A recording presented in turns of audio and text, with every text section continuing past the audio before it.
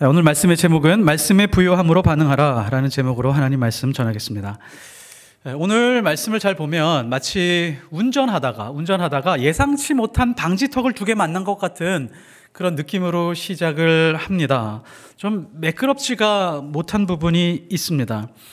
그러니까 헤롯이 벌레 먹혀서 사망을 하고 난 다음에 나오는 말씀이 24절의 말씀이죠. 하나님의 말씀은 흥황하여 더하더라. 그리고 어떻게 흥황했는지에 대해서 자세하게 나올 줄 알았더니 뜬금없이 25절에 두 번째 방지턱이 등장을 합니다. 바나바와 사울이 부조하는 일을 마치고 마가라 하는 요한을 데리고 예루살렘에서 돌아오니라. 그러니까 헤롯의 죽음, 말씀의 흥황, 그리고 예루살렘에 부조를 하고 돌아오는 이런 내용들이 이 연결성이 좀 빈약해 보입니다. 따로따로 떨어져 있는 그런 사건들을 그냥 연결해 놓은 것이 아닌가 이런 느낌이 들 정도입니다. 내용의 흐름뿐만이 아니라 위치도 좀 이상합니다. 11장의 말씀이 어떻게 끝나냐면 온 나라에 큰 흉년이 들어서 안디옥 교회에 있는 사람들이 헌금을 모읍니다. 그래서 예루살렘 교회에 도움을 주고자 바나바와 사울을 그 교회로 보냅니다. 그렇게 보내는 장면에서 끝이 나요. 그러면은 그 끝나서 보냈고 그리고 돌아오는 내용이 오늘 말씀에 25절이 있는데 이 두 말씀을 잘 연결하면 자연스럽게 이어질 것 같은데 그렇게 하지 않았습니다. 한번 연결해 보겠습니다. 제자들이 각각 그 힘대로 유대에 사는 형제들에게 부조를 보내기로 작정하고 이를 실행하여 바나바와 사울의 손으로 장로들에게 보내니라. 그리고 바나바와 사울이 부조하는 일을 마치고 마가라 하는 요한을 데리고 예루살렘에서 돌아오니라.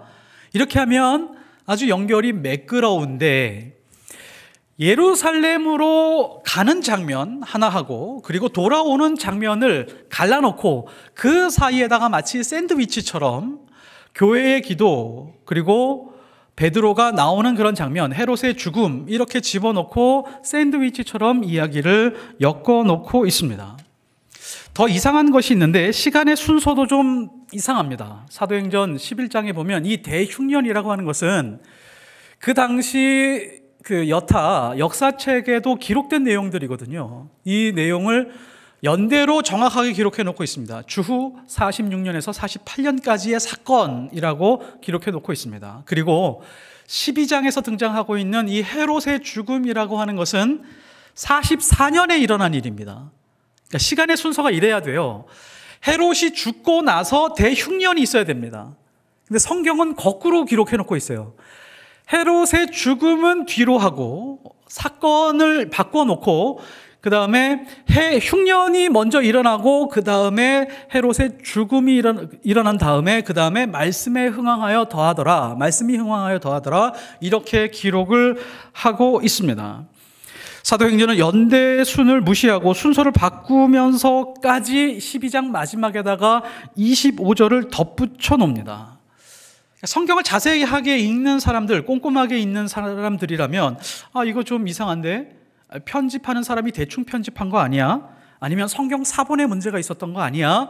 라고 하는 의심이 들 정도로 순서도 다르고 위치도 완전히 다르면서 매끄럽지 못하게 지금 흘러가고 있습니다.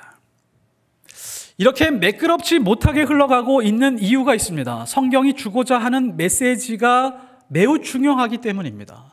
성경은 연대순을 파괴하면서 순서나 위치를 바꾸어 가면서까지 강조하고 싶은 것이 있었기 때문입니다. 무엇을 강조하고 싶었을까요? 무엇을 강조하고 싶었을까요? 말씀의 흥황입니다.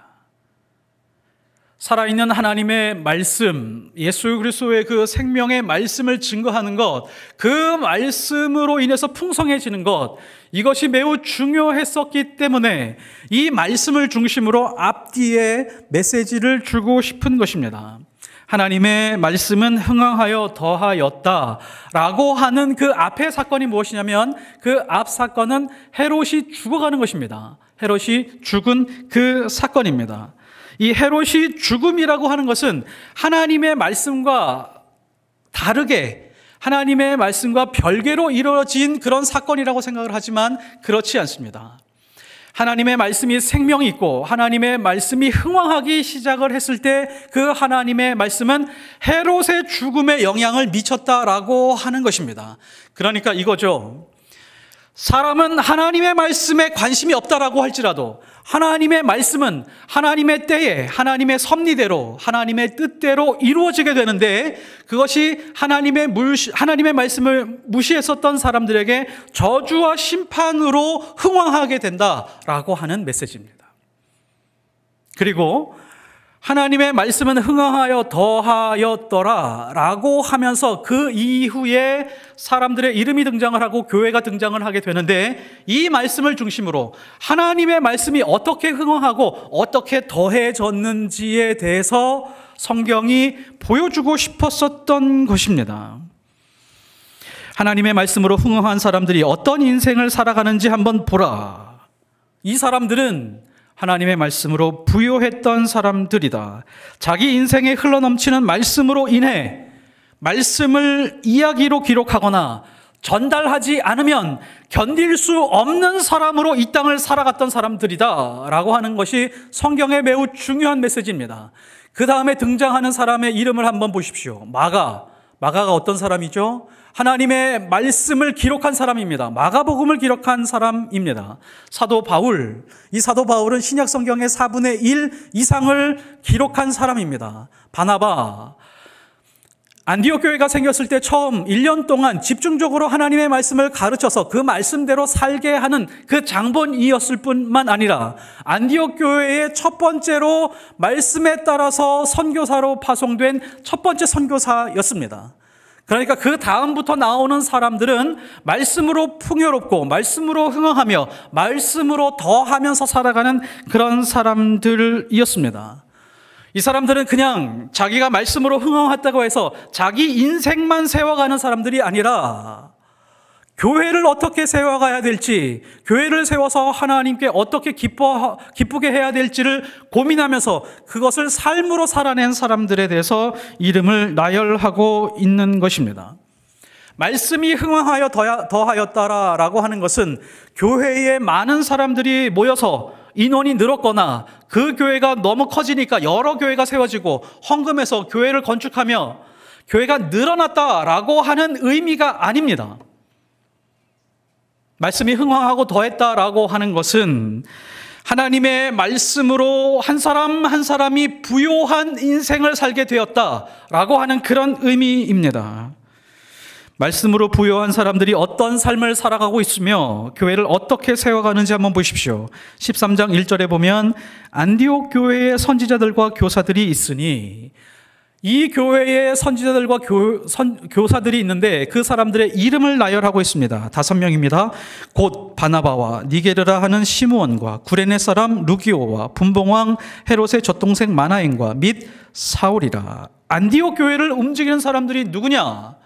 선지자와 교사들이다. 선지자는 어떤 사람들이죠?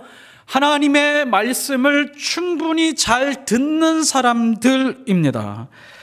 위로부터 하나님의 말씀을 직접 받고 그 말씀을 잘 전해주는 사람들입니다. 주의 말씀을 듣고 행하는 사람들, 이 사람들이 선지자들이죠. 또한 교사들이라고 하는 사람들은 이미 주어진 말씀에 대해서 그 말씀을 지식으로만 전하지 않고 말씀의 감동을 다른 사람들에게 잘 전해주고 가르쳐주고 가이드해주는 사람들입니다. 그러니까 선지자와 교사들에게 공통점이 있습니다. 이 사람들은 말씀으로 풍요로운 사람들이었고 이 교회는 이 사람들로 말미암아 영성과 지성을 겸비한 교회가 되었다라고 하는 그런 뜻이 됩니다.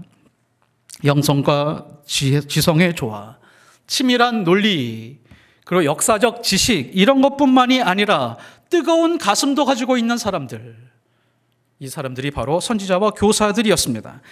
말씀으로 부요한 사람들이, 이 사람들이 말씀으로 교회를 세워가고 있습니다. 그래서 안디옥의 그리스도인들과 안디옥 교회는 이 시점 이후로 온 세계에 있는 모든 그리스도인과 앞으로 올 모든 교회, 모든 사람들의 모델이 됩니다. 이 사람들은 말씀으로 부요한 사람들이었기 때문입니다. 우리는 이 안디옥 교회를 통해서 말씀으로 부요한 사람들이 가지고 있는 그 두드러진 특징 세 가지를 살펴볼 수가 있습니다. 첫 번째는 말씀으로 부요한 사람들은 세상이 인정하는 자기 정체성을 분명하게 가지고 있는 사람들입니다. 안디옥 교회에서 그리스도인이 시작이 되었고 그리스도인 그 자체였습니다. 11장 26절에 보면 바나바와 바울이 1년간 말씀을 가르치고 그 말씀대로 살아가는 사람들이 세상에 나가니까 그리스도인으로 불리웠더라 라고 말하고 있습니다. 안디옥 교회 교인들은 자기 스스로에게 이름을 붙이면서 제가 그리스도인입니다, 저는 하나님의 사람입니다 라고 말을 하지 않았고, 이 사람들이 그냥 말씀대로 살다가 보니까 세상 사람들이 그렇게 저 사람들은 그리스도인이야 라고 이름을 붙여주어서 붙은 이름이 그리스도인입니다. 두 번째, 말씀으로 부유한 사람들은 자기만의 특별한 인생 스토리를 가지는 사람들입니다. 안디옥 교회를 소개하면서 5명의 지도자들에 대해서 설명하고 있습니다. 가장 먼저 바나바입니다. 바나바는 구브로에서 태어났고 정통파 유대인의 혈통을 가지고 태어난 사람입니다. 그리고 좀 부유했었던 것 같습니다.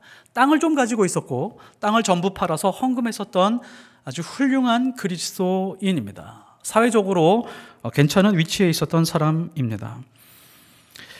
그리고 니게르라고 하는 시므온이 나오고 있는데 북아프리카에서 온 사람이고요. 여기서 니게르에서 니그로라고 하는 단어가 나왔습니다. 흑인이죠. 당시 흑인은 유태인들에게 이방인 중에서도 가장 천시받는 그런 사람이었습니다. 아마 분명히 이 니게르라고 하는 사람은 노예였을 가능성이 매우 높습니다. 노예였지만 지금 선지자나 교사의 역할을 하고 있다는 것을 알 수 있습니다. 그리고 구레네 사람 루기오, 지금의 리비아 사람이고요. 이름이 없는 이방인이었습니다. 그 다음에 아주 특이한 사람이 하나가 등장을 하는데 마나엔입니다. 마나엔은 분봉왕 헤롯의 젖동생입니다. 이 분봉왕 헤롯이라고 하는 사람은 지난번에 말씀드렸던 것처럼 헤롯 안티파스인데요. 세례 요한의 목을 쳤고 예수님을 신문했던 그런 사람입니다. 이 사람 측근에 있던 사람이 마나엔입니다. 그러니까 기독교와 예수 그리스도를 핍박했었던 권력의 최측근에 있었던 사람입니다. 그리고 사울, 설명이 필요 없는 사람이죠. 다소에서 태어났고 학벌이 뛰어난 사람일 뿐만이 아니라 그리스도인들을 핍박하고 잡아 죽이려고 했었던 사람입니다. 이 모든 사람들의 출신지를 한번 보십시오. 안디옥 출신이 단 한 명도 없습니다. 북아프리카, 다소, 예루살렘, 구브로 모두 다른 문화, 다른 계층, 다른 인종의 사람들이 모여서 안디옥 교회를 이루고 있습니다. 예수 그리스도를 인격적으로 만나지 않았다면 이 사람들은 각자 자기 직업을 가지고 자기 고향에서 편안하게 살아갔을 그런 사람들인데, 예수 그리스도를 인격적으로 만나고 말씀을 만난 다음에 자기들의 인생이 모두 바뀌기 시작을 했습니다. 그냥 일반적인 인생을 사는 것이 아니라 완전히 다른 인생으로 자기 인생의 스토리를 써가게 되었었던 것입니다. 이 사람들이 교회에서 교사와 선지자의 역할을 하는 놀라운 역사가 일어나게 되었습니다. 이 말씀에서 우리가 알 수 있는 것이 이거죠. 말씀으로 부요해진 사람들은 자신이 태어난 조건에 대해서 전혀 문제없다. 그것에 대해서 전혀 걱정하지 마라. 학벌, 태어난 지역, 인종, 모든 환경, 그 모든 것에 대해서 하나님의 말씀으로 부요해지기만 한다면 그것에 대해서 전혀 염려할 것이 없다는 것입니다. 창세기 4장에 보면 가인의 후손들에 대해서 나열해주고 있습니다. 그 후손들을 보면 스펙이 굉장히 뛰어난 사람들입니다. 야발이라고 하는 사람, 가축을 다루는 대가였습니다. 그 당시 그러니까 최고의 산업을 유지하고 있었던 그런 사람이죠. 유발은 수금과 퉁소, 음악의 대가였습니다. 음악적으로 뛰어났던 사람. 두발가인이라고 하는 사람은 구리와 쇠를 다루는 철강의 전문가였습니다. 가인의 후손들의 스펙은 최고였습니다. 하지만 성경은 이 사람들에 대해서 스토리로 설명하지 않습니다. 그냥 스펙만 나열해주고 끝이 납니다. 말씀으로 부유해지면 허름한 인생도 스토리가 됩니다. 성경에 나오고 있는 인물들 한번 보십시오. 아브라함, 이삭, 야곱. 믿음의 조상들을 잘 살펴보면 어느 누구 하나 성경에서 스펙으로 설명하지 않습니다. 하나님이 말씀하셨고 그 말씀을 듣고 어떻게 순종해 가느냐, 어떻게 우회적으로 말씀을 피해서 가려고 했느냐, 결국은 하나님께서 어떻게 축복을 해주셨으며 이 사람들 통해서 하나님이 어떤 일을 하셨느냐라고 하는 스토리로 이 이야기들을 이어갑니다. 요셉 그리고 다니엘, 이 사람들 한번 보십시오. 스펙으로 보면 완전히 엉망입니다. 지금으로 치면 대학도 못 나왔고 초등학교, 중학교 겨우 나왔을 만한 그런 사람들입니다. 이 모든 사람들은 스펙이 아니라 스토리로 설명을 합니다. 하나님과 만난 이야기, 하나님의 말씀을 들은 이야기, 그 하나님의 말씀을 듣고 내가 세상의 두려움을 피해서 침을 질질 흘려 가면서도 하나님을 찬송하고 하나님 앞에 예배했었던 그런 이야기들을 기록해 놓은 곳이 시편이고 사무엘 상하이고 구약에 있는 스토리들입니다. 그러므로 그리스도인들은 현실에서 하나님의 말씀으로 살아낸 그 인생의 스토리로 자기 삶을 설명하는 사람들입니다. 세 번째, 말씀으로 부유해진 사람들은 반드시 말씀을 흘려보내는 사람들이었습니다. 안디옥에 있는 이 다섯 명들은 선지자이자 교사들이었습니다. 선지자는 하나님의 말씀을 잘 듣기만 하는 사람 아닙니다. 하나님의 말씀을 잘 듣고 하나님의 심중을 잘 헤아린 다음에 그 뜻을 다른 사람에게 잘 전해주는 사람이죠. 이 사람이 선지자입니다. 교사들, 자신들이 말씀을 연구하고 책만 열심히 잘 보고 지식을 쌓아가는 사람들을 교사라고 말하지 않습니다. 자신들이 깨달은 것을 어떻게 하면 체계적으로 이 사람들이 그 말씀을 가지고 그 지식을 가지고 이 땅에서 잘 살아가게 할 수 있을까를 전해주고 가르쳐주고 가이드해주는 사람들이죠. 선지자와 교사들은 누군가에게 무언가를 전해서 그 사람들이 그렇게 살도록 도와주는 사람들입니다. 그래서 말씀을 누군가에게 흐르게 하는 사람들입니다. 말씀을 통해서 얻었었던 감동, 그리고 말씀을 통해서 살아가는 그런 삶, 이런 것들이 전혀 분화되지 않은 상태. 이것이 바로 말씀으로 풍요로운 사람들입니다. 말씀을 듣는 것과 말씀을 전하는 것이 구분될 수 없는 사람들이었습니다. 이 모든 것들을 합해서 사도행전과 신약 성경은 하나님의 말씀은 그리스도인이라고 그렇게 말하고 있습니다. 그리스도인이라고 하는 사람이 있습니다. 어떤 한 상자가 있는데 그 상자 겉면에 하나님의 자녀 그리스도인이라고 이렇게 있습니다. 그 뚜껑을 열어보면 두 개의 상자가 똑같은 크기로 들어있는데 그 상자는 한쪽이 왕 같은 제사장이고 또 다른 한쪽은 무엇이냐면 땅끝까지 증인입니다. 그 뚜껑을 닫아서 그 두 개의 박스가 합해진 그 박스가 바로 그리스도인입니다. 그 박스 안에서 왕 같은 제사장과 땅끝의 증인으로서의 삶이 갈등하지 않으며 서로가 충돌하지도 않고 한쪽이 다른 한쪽을 배제하지도 않습니다. 완벽한 조화를 이루고 있는 것, 그것이 바로 그리스도인의 내면입니다. 한 사람 안에 두 개의 허파가 있는 것처럼, 두 개의 폐가 있는 것처럼 한쪽은 왕 같은 제사장이요, 한쪽은 땅끝까지 증인으로서 새겨져 있는 존재가 바로 그리스도인입니다. 제사장과 증인의 공통점이 있습니다. 흐르게 만드는 사람들입니다. 무엇이 흐르게 만드는 사람들이죠? 하나님의 사랑과 은혜를 흐르게 만드는 사람들입니다. 누구에게 흐르게 만들죠? 하나님의 은혜와 사랑을 조금 더 알지 못하고 오히려 거부하는 사람들, 그 사람들에게 흘려보내고 흘러가기를 놓고 눈물 흘리며 기도하고 있는 사람들, 그 사람들이 제사장과 증인들입니다. 그래서 하나님은 이스라엘 백성과 그리스도인들이 하나님의 말씀으로 아무리 강조해도 듣질 않으니까 이스라엘 땅에다가 그것을 새겨놨습니다. 갈릴리 바다와 사해 바다입니다. 갈릴리 바다는 끊임없이 새로운 물을 받아들이고 그 물들을 흘려보냅니다. 그래서 갈릴리 호수 안에는 수많은 생명들이 살아갑니다. 물고기, 플랑크톤, 수많은 생명들이 살아갈 수 있습니다. 그런데 사해 바다는 그 물을 받아들이지만 다른 데로 전혀 흘려보내지 않습니다. 받아들인 채로만 고여 있습니다. 그래서 그 안에는 생명이 살 수가 없습니다. 죽음의 바다가 될 수 있죠. 죽음의 바다로 남겨져 있습니다.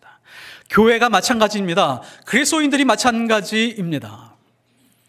아무리 아름다운 은혜, 생명의 말씀, 그런 것들을 다 내가 수용하고 받고 깨닫고 감동을 누린다라고 할지라도 누군가에게 전해주지 않으면 사회 바다와 같은 그런 죽음의 모습으로 살아갈 수도 있다는 것입니다. 하나님은 우리가 말씀으로 부요하기를 원하십니다. 말씀으로 부요한 사람들은 자수성가한 사람들 아닙니다. 세상에서 무언가 업적을 남긴 사람들 아닙니다. 말씀으로 자기 인생을 써내려가는 사람들입니다. 우리는 그리스도인이라는 자기 모습과 교회 공동체라고 하는 그 공동체의 일원의 모습과 분리되어 있다면 그 사람의 모습은 말씀에 풍요한 사람이 아닐 수 있습니다. 말씀으로 풍요한 것이 아닙니다. 그리스도인으로서 분명한 자기 정체성을 가지고 있지만 교회 공동체와 거리가 있는 사람들이 있습니다. 말씀이 좀 빈약한 거라고 하는 것을 기억해 주십시오. 교회 공동체에서 저 사람은 자타가 공인할 정도로 열심히 잘 섬기는 사람이야, 기도도 많이 하고 또 말씀도 잘 알고 잘 가르쳐주는 사람이야 라고 할지라도 세상에 나가서 그리스도인으로서의 정체성이 불분명하다면 그 사람은 말씀이 풍요로운 사람이 아닙니다. 그 사람 안에 있는 말씀이 세상에 나가서 생명력을 잃게 되면 진짜 그리스도인의 모습으로 살고 있는 것이 아닙니다. 말씀과 나의 삶이 연속적이지 않으면 우리는 무언가 약간의 분열적인 현상 속에 들어가 있는 것과 같습니다. 말씀으로 부요한 사람들이 모인 것을 교회라고 말합니다. 어떤 교회가 말씀으로 부요한지 어떻게 알 수 있을까요? 말씀으로 부요한 교회는 어떻게 하면 우리 교회의 은혜, 하나님의 그 사랑, 그 십자가의 능력, 그 희생, 그것을 세상으로 흘려보낼까를 고민하는 교회가 바로 말씀으로 풍요로운 교회고 진짜 좋은 교회입니다. 이런 연속성이 없으면 좋은 교회라고 할 수 없습니다. 말씀을 잃어버리면 부끄러운 그리스도인 됩니다. 알량한 자존심, 자기 상처 내세우다가 말씀을 잃어버릴 수 있습니다. 말씀을 잃어버리면 우리는 아주 부끄러운 그리스도인으로 살 수밖에 없습니다. 말씀을 잃어버리면 무시하고 외면하고 상처 주고 보복하는 그리스도인 됩니다. 말씀이 내 안에 부여하기 위해서 소망하십시오.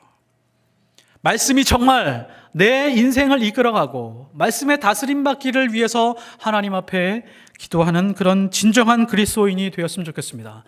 이렇게 진정한 그리스도인으로 살아가는 복을 누리시기를 예수 그리스도의 이름으로 축복합니다.